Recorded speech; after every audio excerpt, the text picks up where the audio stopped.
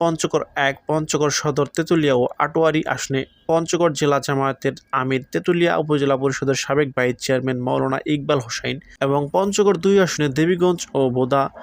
আসনে বোদা উপজেলা পরিষদের সাবেক উপজেলা পরিষদ চেয়ারম্যান ও বোদা উপজেলা জামায়াতের কর্মপরিষদ সদস্য বিশিষ্ট ব্যবসায়ী সফিউল্লাহ সফির নাম ঘোষণা করা হয়েছে। পাটগ্রাম, হাতীবান্ধা, লালমনিরহাট ১ আসনে বিশিষ্ট ব্যবসায়ী আনোয়ারুল ইসলাম রাজু, কালীগঞ্জ, আদিমমারি,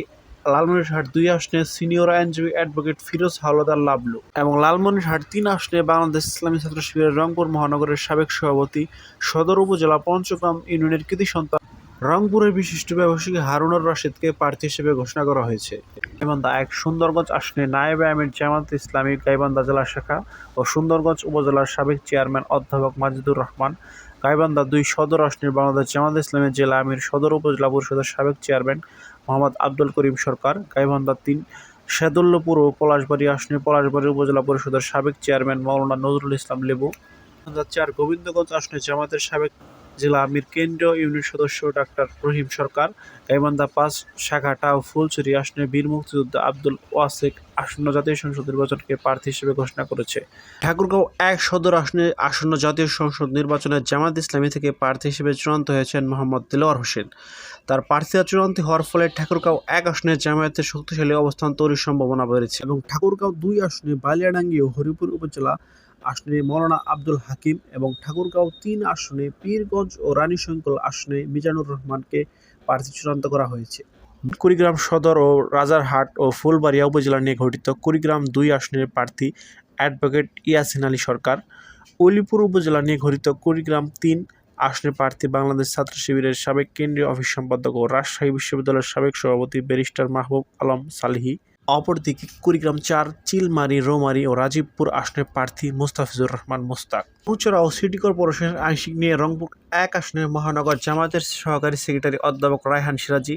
রংপুর ৩ সদর আসনে জামায়াতের কেন্দ্রীয় কর্মপরিষদ সদস্য অধ্যাপক মাহবুর রহমান বেলাল,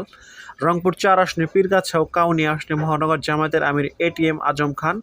রংপুর ৫ মিঠাপুকুর আসনে জেলা জামায়াতের আমির গোলাম রব্বানী, রংপুর ৬ আসনের সহকারী অধ্যাপক মাওলানা নুরুল ইসলাম আমিনের নাম ঘোষণা করা হয়েছে। দিনাজপুর ১ বীরগঞ্জ কাহারোল আসনে ছাত্র শিবিরের সাবেক দিনাজপুর শাখার সভাপতি, সাবেক কেন্দ্রীয় স্কুল কার্যক্রম সম্পাদক, জামায়াতে ইসলামী ঢাকা মহানগরীর উত্তরের মজলিসে শুরা সদস্য, তুরাগ থানা জামায়াতের আমির বিশিষ্ট ব্যবসায়ী মোহাম্মদ মতিউর রহমান। দিনাজপুর ২ আসনে বিরল ও বোচাগঞ্জ আসনে জেলা জামায়াতের কর্মপরিষদ সদস্য, বিরল উপজেলার সাবেক ভাইস চেয়ারম্যান অধ্যক্ষ মাওলানা একেএম আহফাজুল আনাম। দিনাজপুর ৩ সদর আসনে দিনাজপুর জেলা আইনজীবী সমিতির সাবেক ধর্ম বিষয়ক সম্পাদক,